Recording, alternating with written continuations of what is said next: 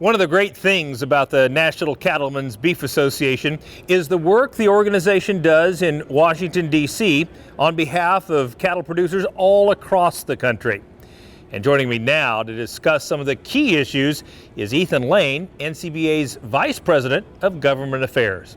Ethan, 2019 saw some incredible wins for the beef cattle industry. Tell us about a few of those. Nothing in this industry, and particularly in Washington, D.C., happens overnight. What we've seen in the last few months is really unprecedented, but it's the result of years and in some instances decades of work by NCBA, our leadership, our affiliates around the country to put some of these issues to bed, to gain some of the market access we've seen through some of these trade deals just in the last few months alone. Access to the Japanese market with a competitive tariff rate, that's our biggest overseas market, $2 billion a year, a deal with the Chinese that could result in billions of dollars in trade there, as well as some of those non-tariff trade barriers being reduced that really have been an issue for us, not just in that discussion in China, but in Europe and elsewhere, setting that tone and finally achieving a USMCA deal that gets us back to work here in North America with our trading partners to the north and south. Those are just tremendous wins for our producers as far as expanding market access, but we've spent just as much time here at home working on that regulatory environment. You know, we came into this administration with a plan. We knew we had a few years to really work with this administration and try to find some common ground for some of those long-standing issues, whether it's the National Environmental Policy Act or waters of the United States that's haunted this industry for a very long time. And so it's gratifying to see, you know, the blood, sweat, and tears that have gone into these issues for years all start to kind of pop and get to the finish line. And, you know, of course, the work is never done. And even when we get those regulations out the door, there's always the detractors, and whether it be you know, in the activist community or somewhere else, that are going to go to court and they're going to try different things to stop these things from moving forward. But the good news is these things take time because they're done correctly, and we have sound policy to lean back on and defend. So that's good news for cattle producers. It means that we have a horizon to look to that's going to be a little bit more free of federal regulation and intervention into their business, and allow them to get back to producing protein and living the life they want to live on their operations. And that's really exciting. It's been a fun year to see that. It's nice to see wins hit all the different segments of the industry. You know, when you feel like we're doing things for everybody, that hitting on all cylinders. Hitting on all cylinders, and what a neat opportunity, because, you know, you feel like no one's being left out, right? I mean, we represent a lot of different interests around here, and it's cool to see that we're putting points on the board for everybody. So I want to follow up on one of the things you said, and that was the deal with China. Great deal. It was obviously celebrated by all of agriculture, but I think some confusion about what could it mean for the beef cattle industry specifically. Well, you know, the China deal is interesting because our issue there hasn't been tariffs. We've been focused in places like Japan on those tariff rates. In the Chinese market, it's been those non-scientific trade barriers. It's been discussions about hormones or some of those key technologies that we use to bring cattle to market. And you know, China has taken a position in the past of sort of sticking on some of those things and using that as a lever to keep us out of the marketplace. This deal reduces some of those, or in some cases eliminates them completely. It adds in a component of recognizing our traceability system here in the United States as being acceptable for cattle going into that market. So that's going to touch off producers around the country looking at how they're raising their cattle and figuring out if they meet those specs or not.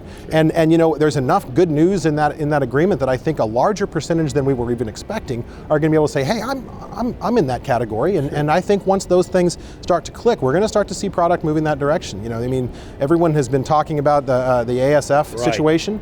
The Chinese market is hungry for protein. We're seeing that in the world export market. We're seeing that in countries like Brazil that are sending a lot of product to China, the Australians and others, and this is going to give us an opportunity to play in that arena as well. And that's good news for producers. Absolutely. Let's talk 2020. What are some of the key priorities for NCBA this next year? Well, you know, it's an election year, and that means that we have definitely a different calendar to work with. You know, Congress has to go home and run for Congress again here in a few months, and once they do, it gets very difficult to get much done in Washington. But we have a lot of these wins that we've moved across the finish line that we need to make sure we shepherd and implement properly. You know, the Farm Bill we've been implementing since last year. That's not just limited to the Farm Bill. Anytime you have a statute coming out of Washington, anytime you have any of these new rules, there's the celebration, and then there's the hard work of turning wrenches and making sure that it works right for producers on the ground. And that'll occupy a lot of our time this year, finishing up that regulatory agenda, those key items. We have a lot of work left to do on the Endangered Species Act. We have rules that we're now in court defending that the administration pushed out earlier this year, probably the most transformational change to the Endangered Species Act in a generation. The NEPA rules, as we move that through to a final product, we're still waiting on some species delistings, the gray wolf, in parts of the country where that's a problem. We're expecting some relief on that front before the end of this year. Grizzly bears, there are a lot of those key issues that if they're your problem in your backyard, they're your biggest problem. And we want to make sure we solve as many of those as possible. And obviously we're not done on trade. When we have those big priorities, we had a clean sweep on our trade front this year. So we're looking to new markets this year. I mean, we had Brexit is now a reality. There are going to be conversations to be had there. There's more to talk about with the Europeans and elsewhere in the world. And we're just getting started. One of the things that's dominant in that conversation, though, is sustainability and telling the good news, the good story about what our industry does on the ground. And we've been in a defensive posture, and I think it's natural to do that. But boy, what an opportunity we've had in the last year when we put the Green New Deal out of its misery earlier this year with a 57-0 vote in the U.S. Senate. A lot of people looked at that and saw us taking a different role. We went on offense, and we spent our time talking about our excellent environmental record, the fact that our emissions footprint is only 2% of greenhouse gas in the United States, and what a difference that is between us and the rest of the world. We should be exporting that model as well as our product. We're doing it right here. I would agree.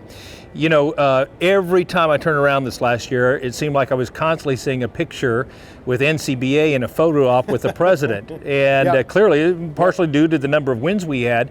But what does that say about the relationship the NCBA has on Capitol Hill? We have a staff that is absolutely unparalleled in Washington. And it's been one of the most humbling moments in my career over the last few months to follow Colin Woodall as the head of the DC office. These are some of the most talented professionals I've ever worked with. And the depth of information that they have and the connections and the relationships that they've fostered in their different areas. I sit in staff meeting on Monday morning with a table of 20 people in our Washington, DC office.